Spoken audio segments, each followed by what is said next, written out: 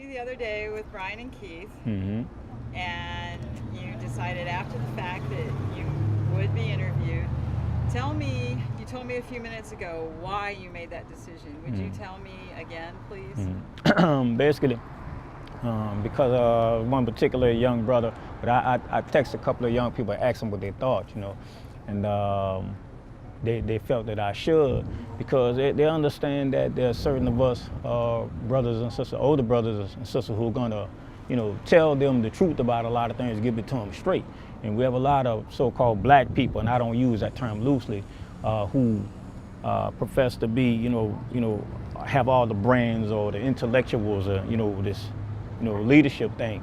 And a lot of young people start to understand and wake up that they're being fed a lot of bullshit, so that's pretty much why I chose to do it, because of them, you know what I'm saying? So that's pretty much what it is. Mm-hmm. Okay.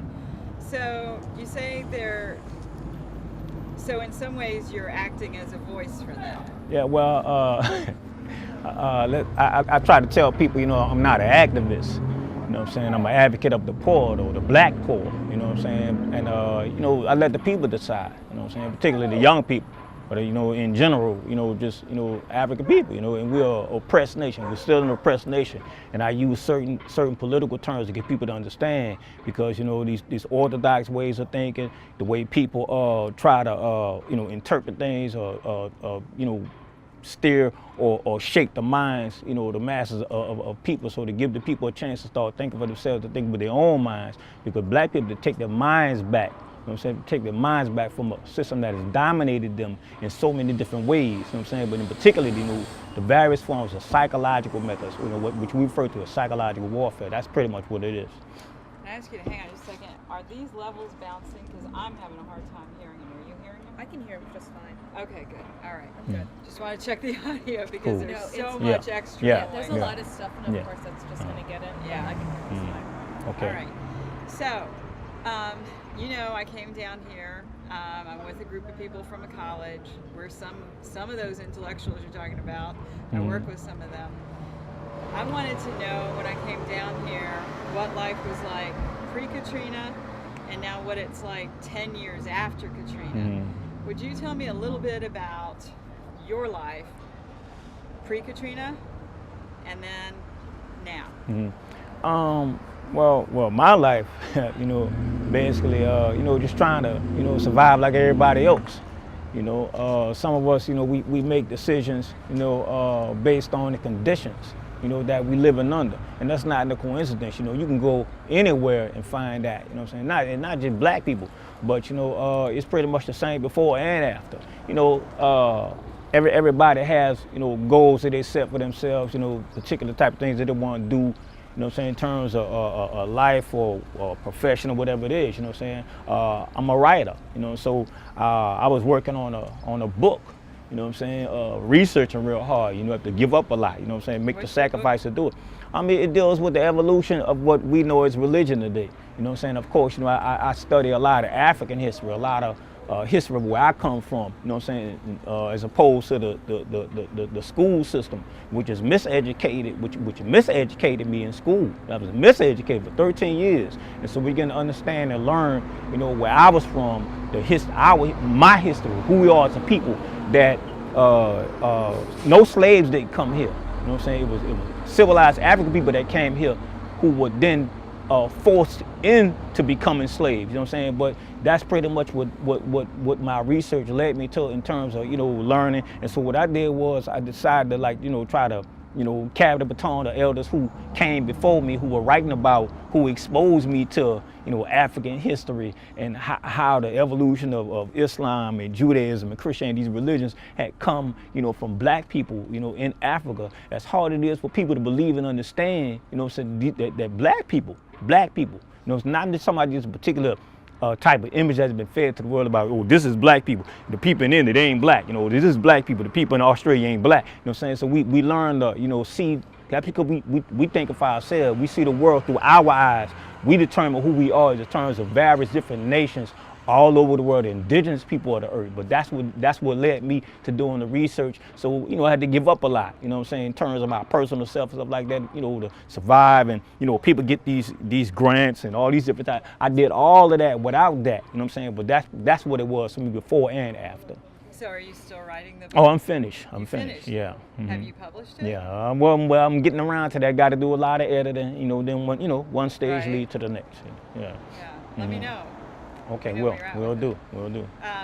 Okay, so you started a book on the origins and evolutions of religions from an African American perspective.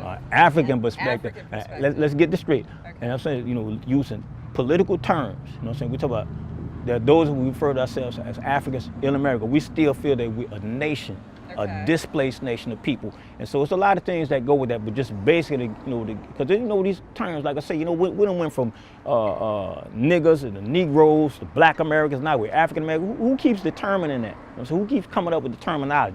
You know what I'm saying? You don't hear white people saying, I'm a Euro-American. You know what I'm saying? You might have little cultural events, stuff like recently, St. Patrick's Day. All the white people come out, I'm Irish. You know what I'm saying? Those are cultural expressions, language expression from a particular type of group of people, of Europeans. You know what I'm saying? So that's basically what it is, though. Okay. So, tell me about New Orleans now.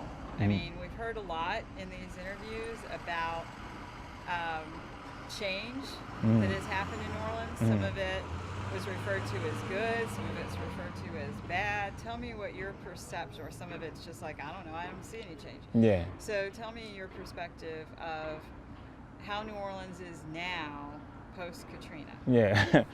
Sometimes I have to laugh, because of the buffoonery, that's taking place. When you talking about change, obviously, this Obama phenomenon, so change we can believe in. And of course, people take slogans and they apply it to everywhere because of what? The control factors, mental control factor. But the change, it's changed, but they ain't changed in the favor, of the majority of the population that's here.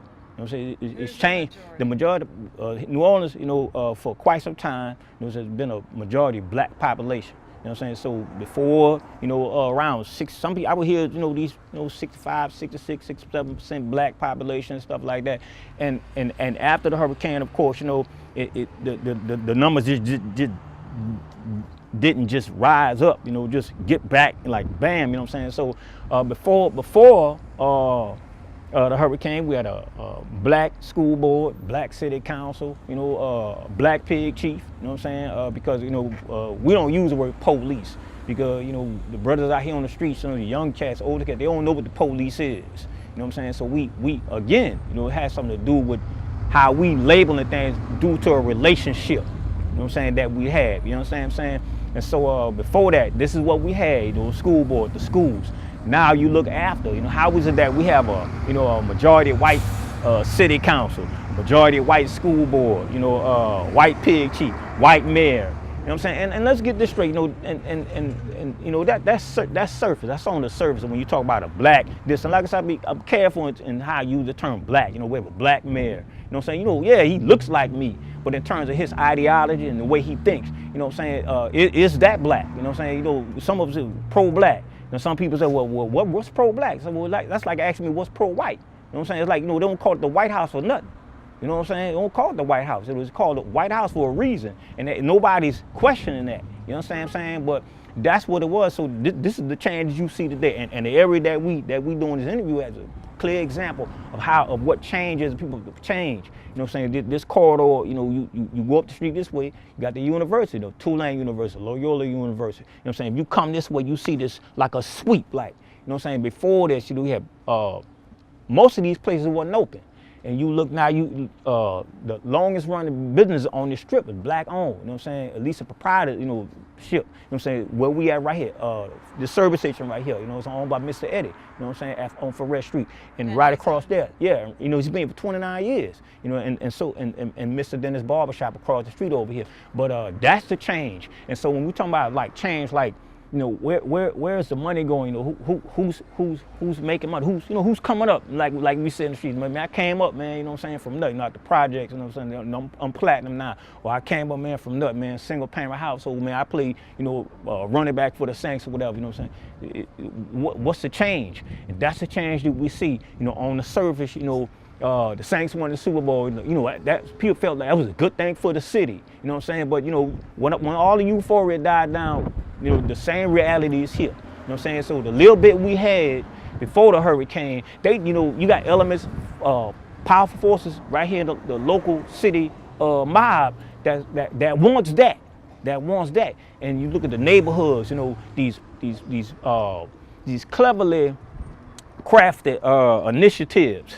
You know, that sound good, you know, like the Federal Reserve, it sounds good, you know, but these clever initiatives that they come up with, you know, to take over the projects before the hurricane, we had the projects, people were content. You know, it wasn't utopia, but, you know, you had people who work, you know, people work hard. Some people work 2 jobs, you know what I'm saying, these plantations out here, you know, making minimum wage, but some people were content because of their environment where they were living at. So when you get after the hurricane, what happened? You know, so these land grabs, all of the projects have been, you know, pretty much wiped out, and they've turned them into associations. What's an association? And so what is that? You got these names. Yeah, Conrad Amani explained to me like where he from. Yeah, man. So I said, wait, what's this called?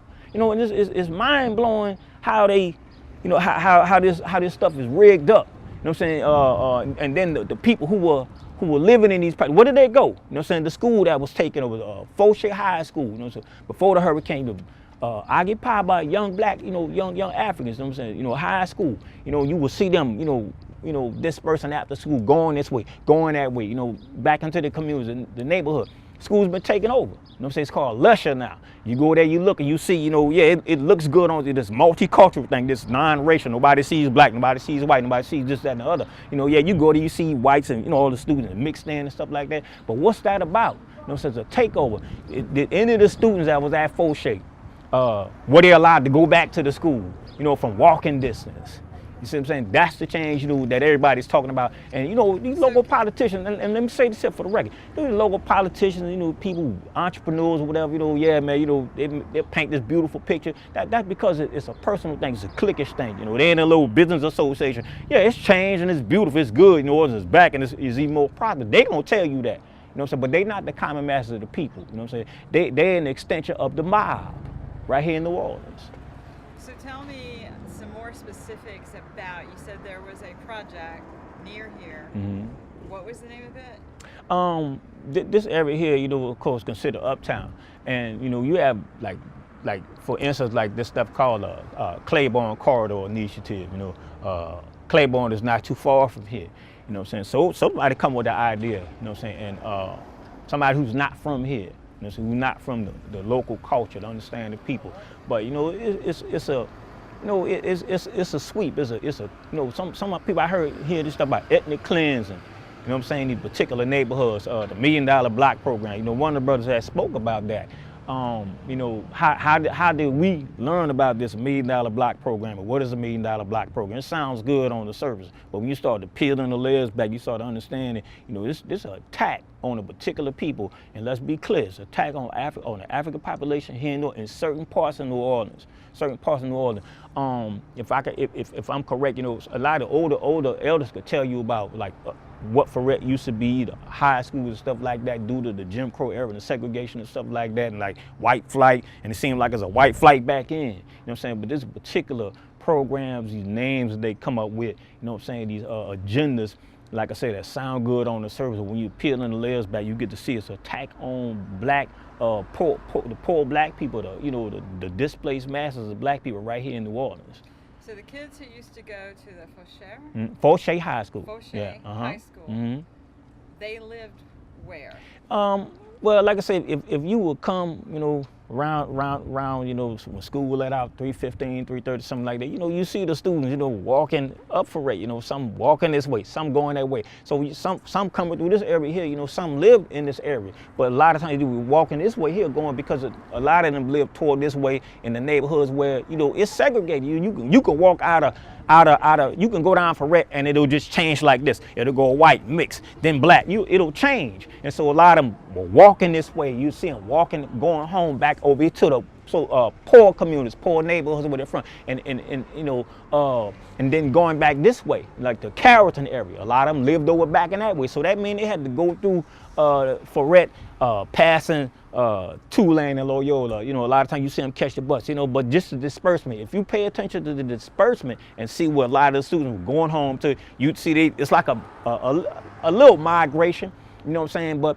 that's what it was before the hurricane. You know what I'm saying? Like now, where did they go? You know what I'm saying? What school did they go? You know, a lot of students, you know, in 9th, 10th grade, you know what I'm saying? They had to have a 10th grader next year or 11th grader next year or 12th. Where did they go?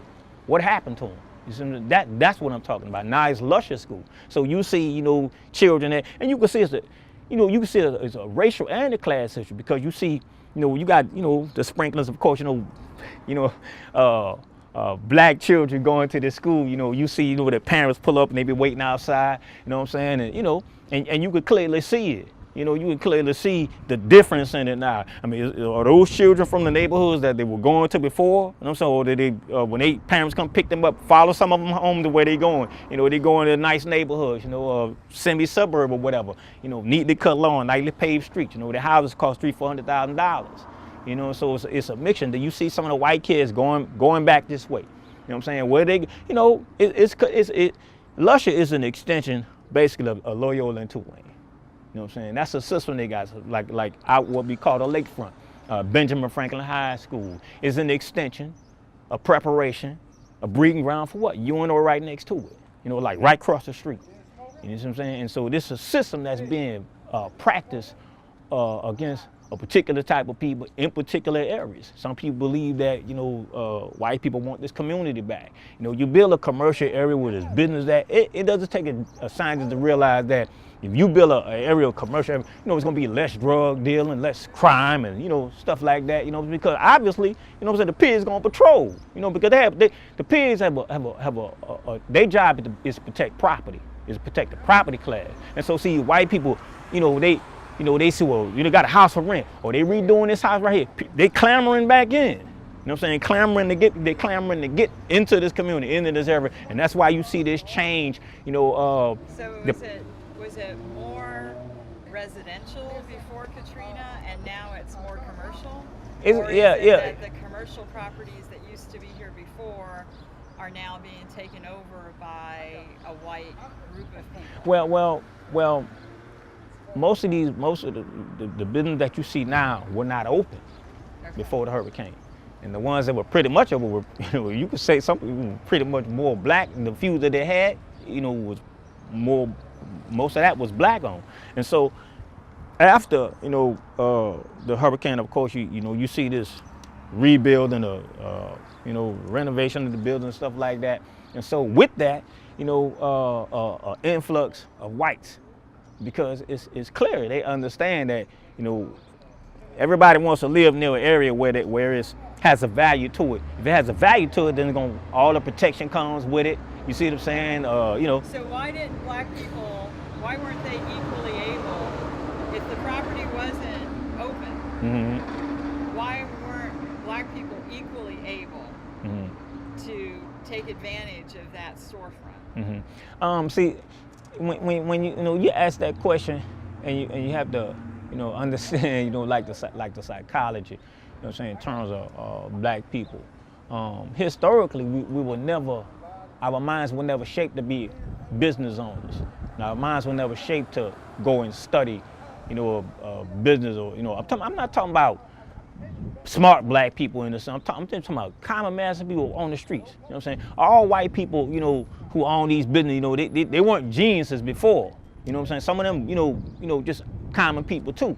So it's a privilege. It's a privilege, a white privilege, and people don't like to talk. It's a very touchy subject when you talk about that. But historically we were never, you know, our minds were never, you know, shaped to be business owners. So that's a way where white people could look at this and, well, look, you know, the blacks don't want it. They don't want to be business owners. That's why, you know, ain't nobody stopping black people from opening up these business or getting control of these business. Well, if you understand that historically our education level went no further than the 3rd grade, you know, 8th grade, what do you expect? You know, if my father, you know, didn't have but an 8th grade education, what you think he gonna pass to me? You know, he said, well, yeah, son, you know, you gonna become the next, you know, so and so. But he, you know, so it's a legacy, and these things don't just pop up out the blue, you know, I just out of nowhere. Oh man, he came out of nowhere, man, and just went, you know, whatever stuff like that. No, it's a reason, and so that's a thing that, you know, the dominant group of people can use against black people. You know, again, you know, this thing about black people, you know, lazy, black people don't want anything, stuff like that. So they can always be an excuse to use or rebuttal against something that I'm saying. You know what I'm saying? That's why, you know, the black people, you know, so-called, you know, didn't take advantage, you know, of, you know, the buildings, you know, when they were being renovated. But the question is,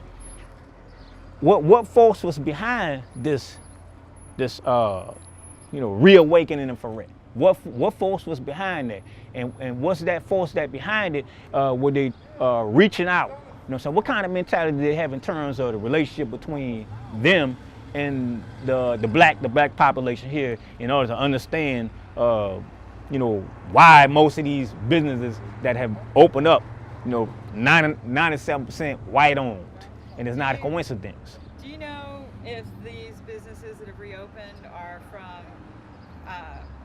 owned by white people who were from New Orleans or by white people who moved down here after Katrina? Do you know anything about that? I don't particularly know that, but in understanding, you know, I would be willing to say this, that I don't believe that, you know, a lot of these business owners not, you know, live like in this community.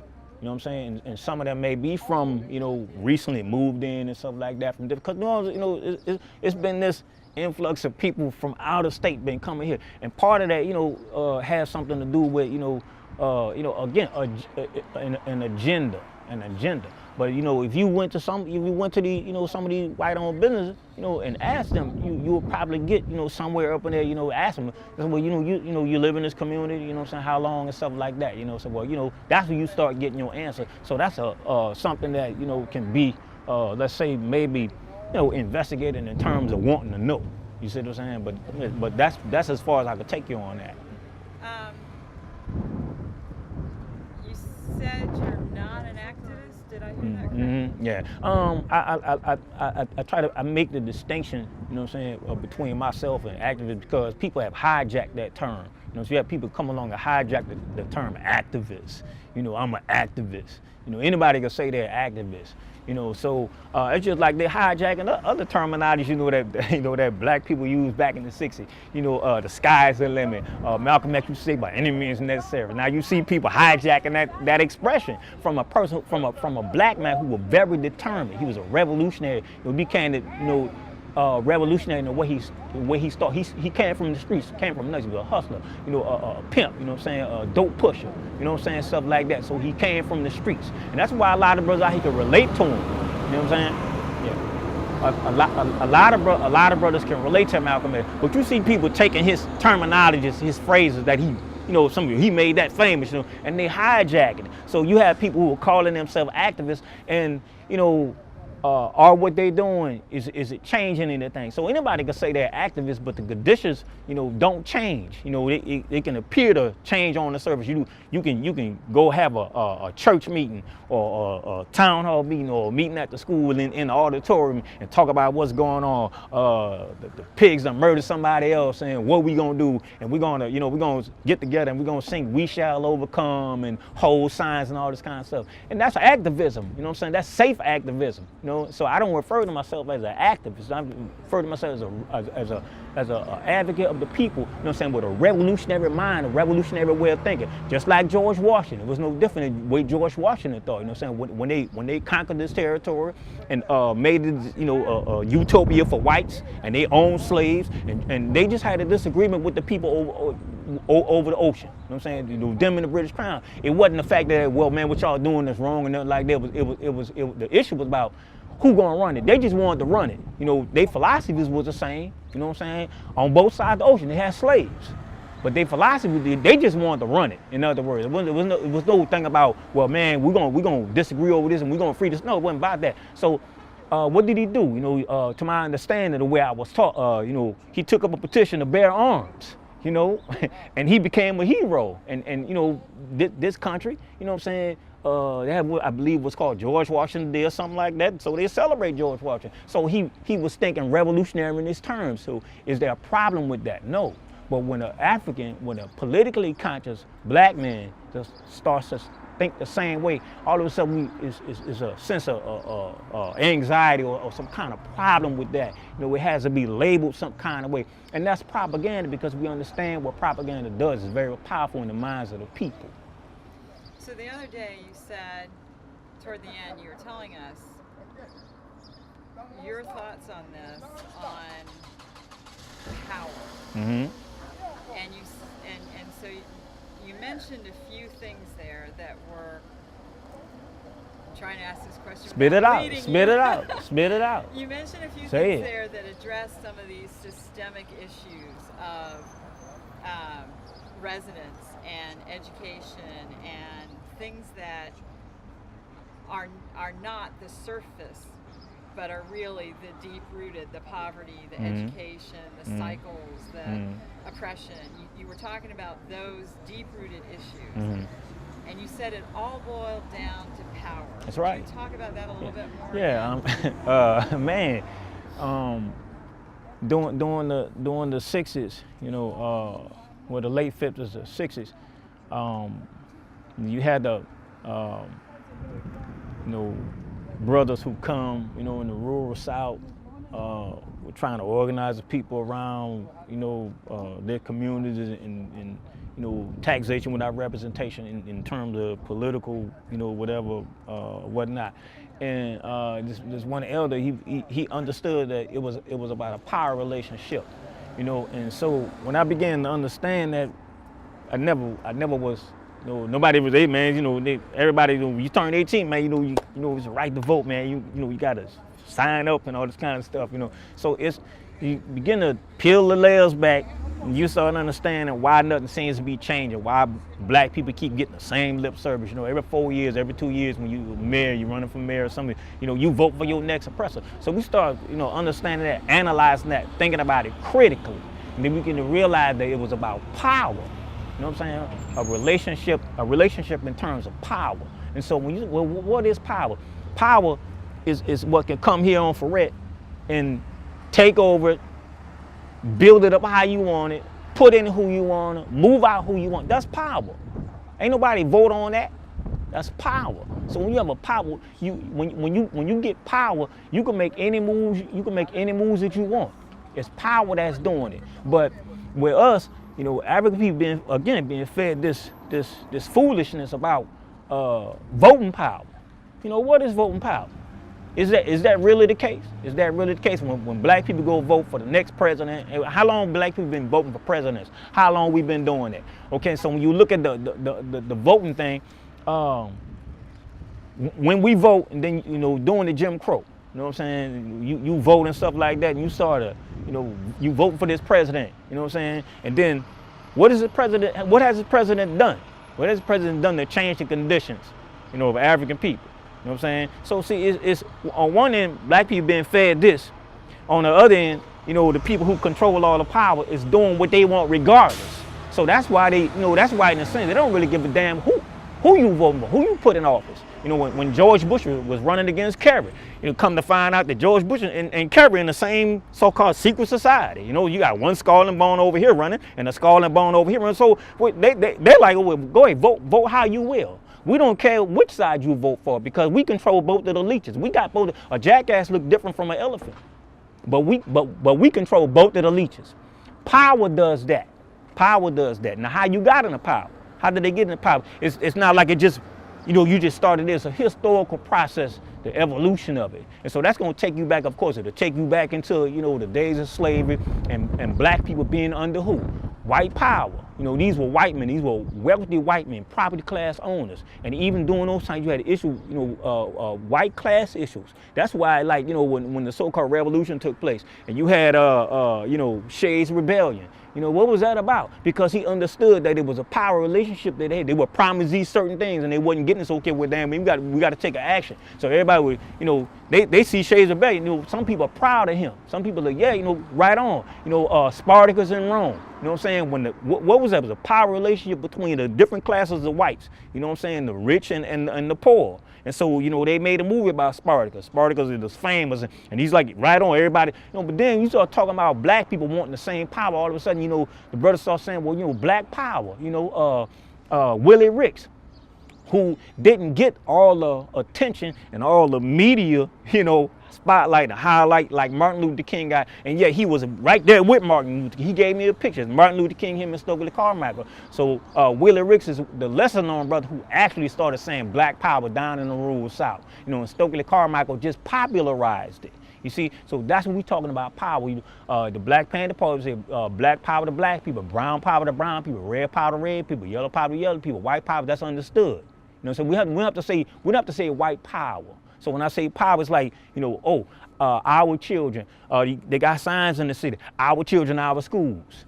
What's that about? You don't say our white children, our white schools. You don't have to put the word white in front of it.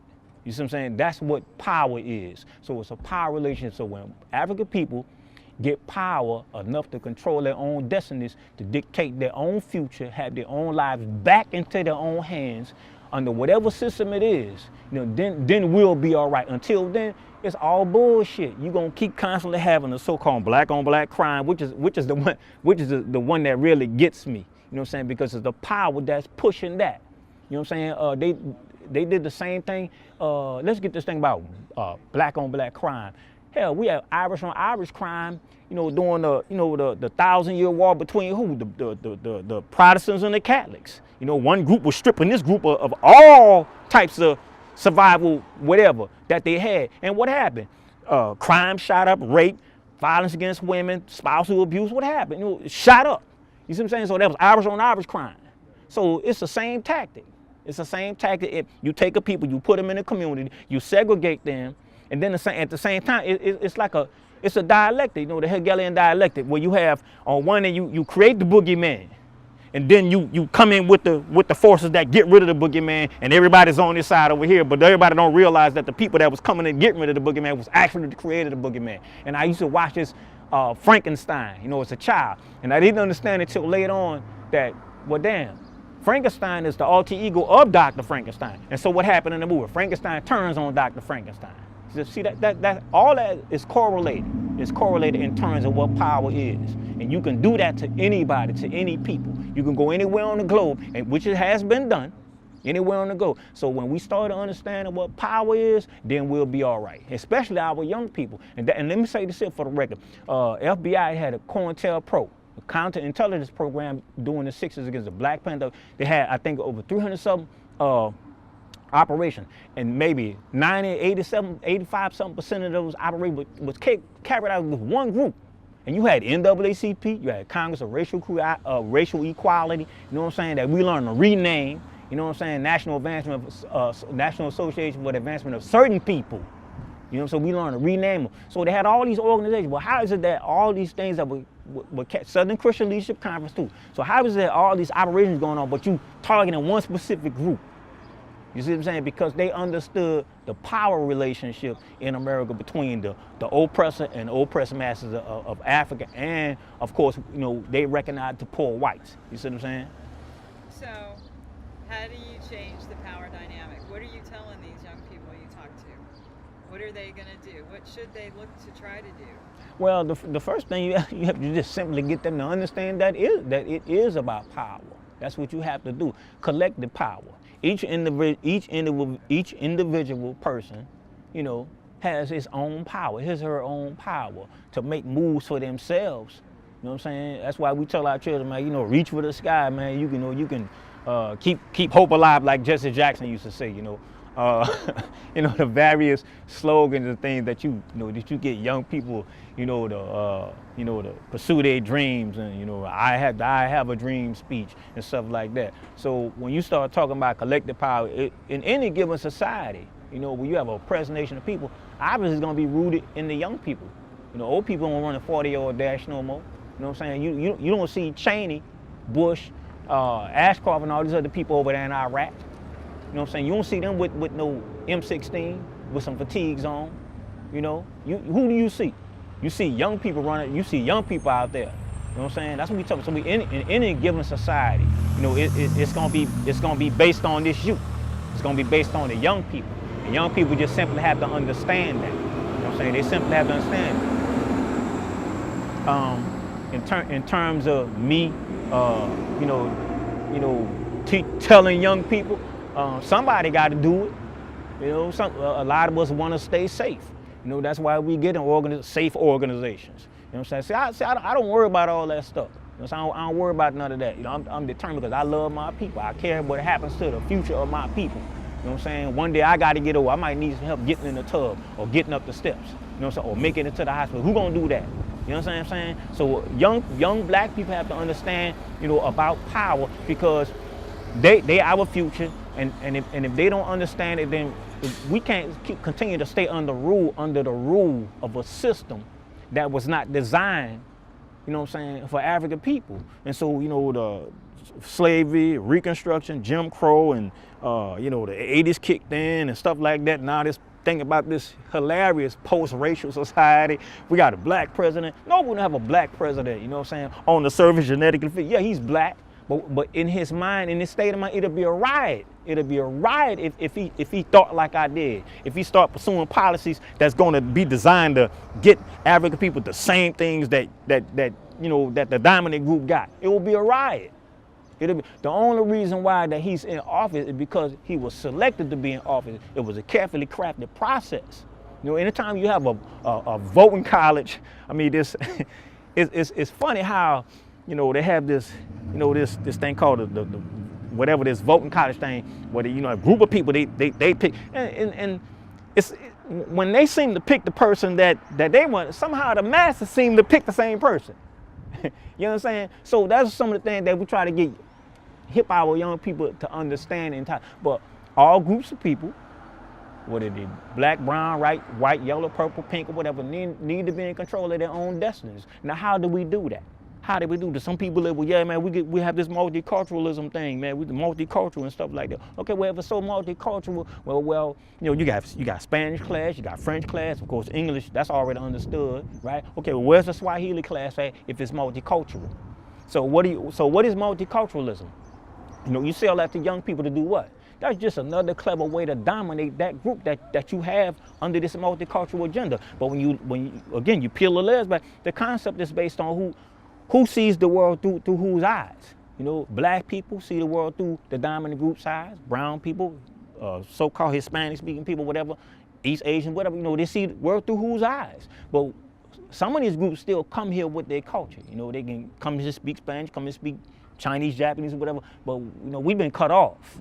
You know, so we have to be in control of our own destiny. So how do we do that? How do we dictate our own destiny? By okay, well, how do you change a system? You know, I can slap a paint job on this building and it look beautiful. But when I get to taking all the, you know, taking it down and start looking at the structure, seeing that the termites is eating it up, the building about to fall. You know what I'm saying? That's what it's about. That's what it's about. So, I ask everybody this, and we're probably going to close on the media. I ask everybody this.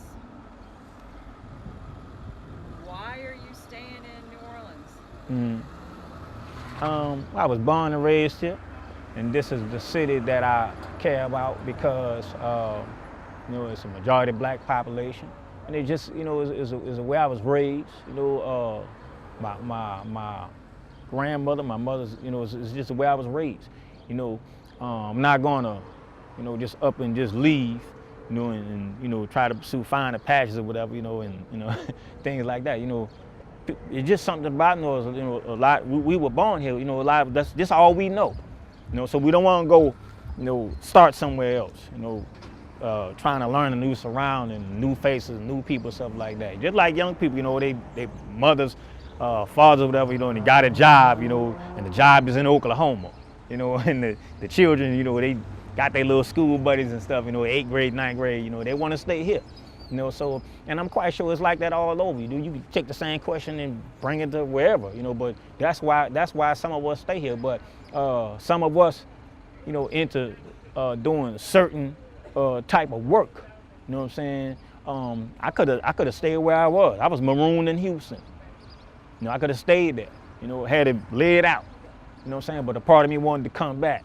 You know what I'm saying? From, you know, the work that we were already doing here. In terms of focusing on our young people. It's an attack on them. An attack on our young people is an attack on me. You know what I'm saying? It's about the collective. That's why, you know, some of us stay here.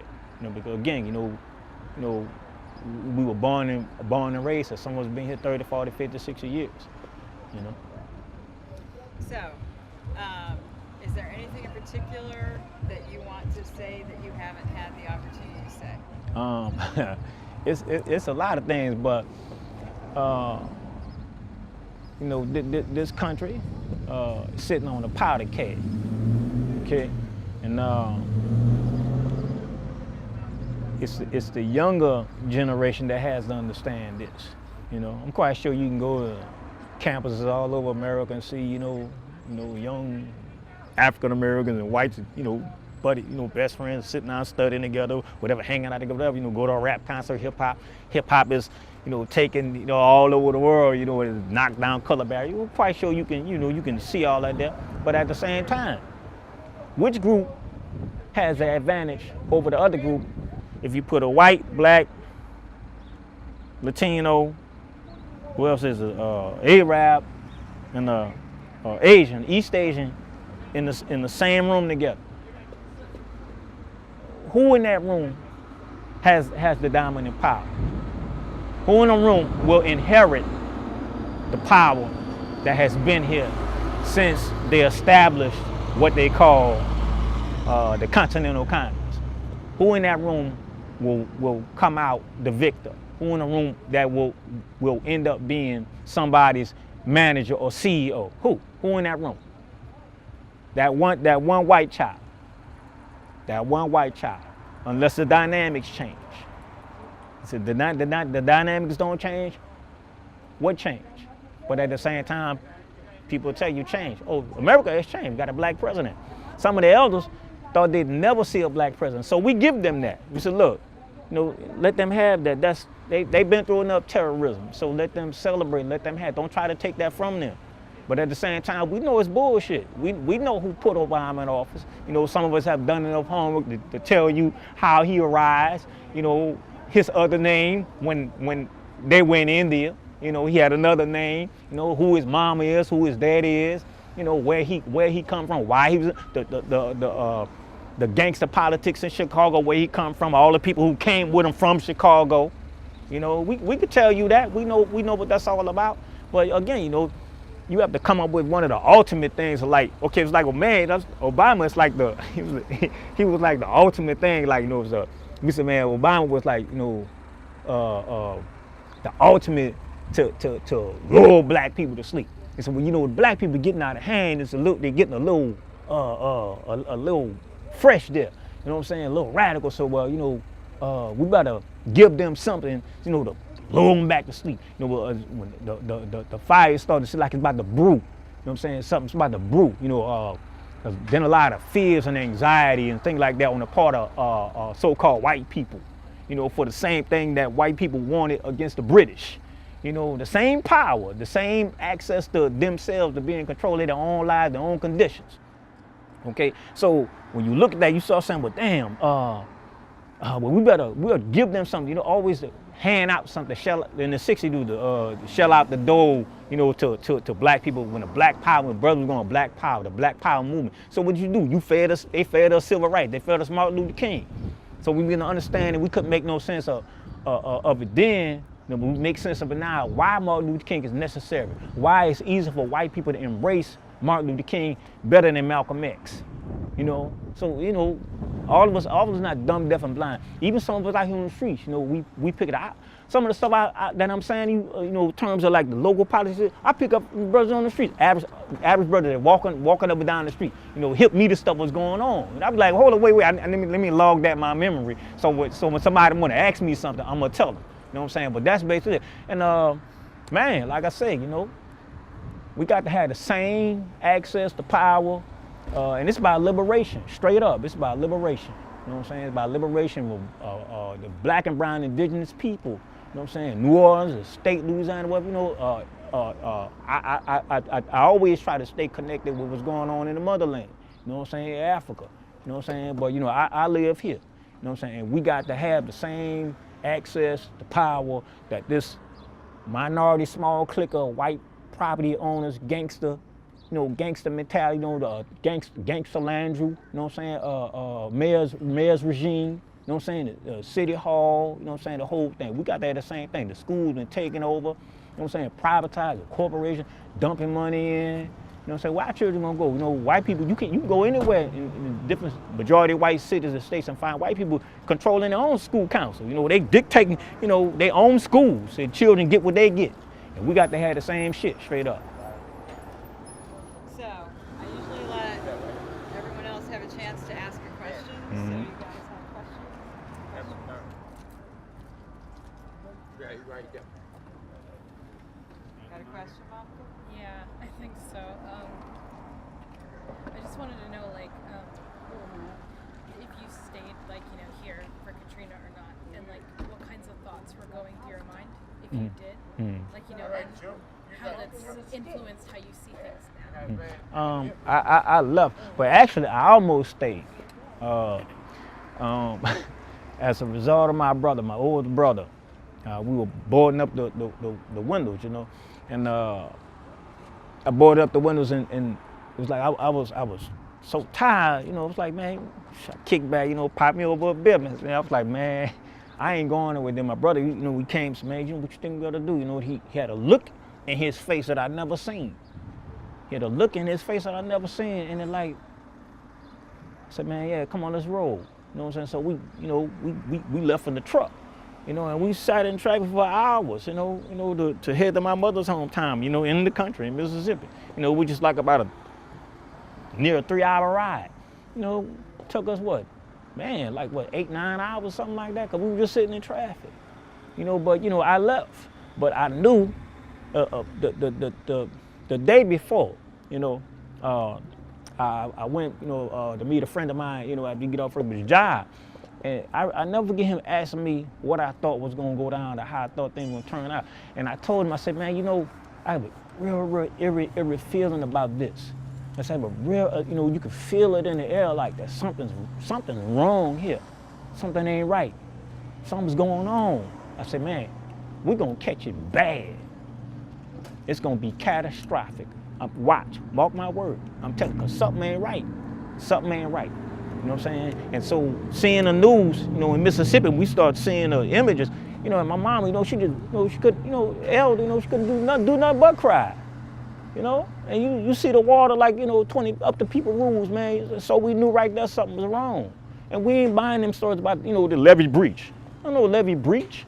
You know what I'm saying? They had to change the story up a couple of times. You know, first they said it was this, and then they blamed it on a barge. Well, they blamed it on a barge, but it was a couple of other places. But then how many places can the barge break open?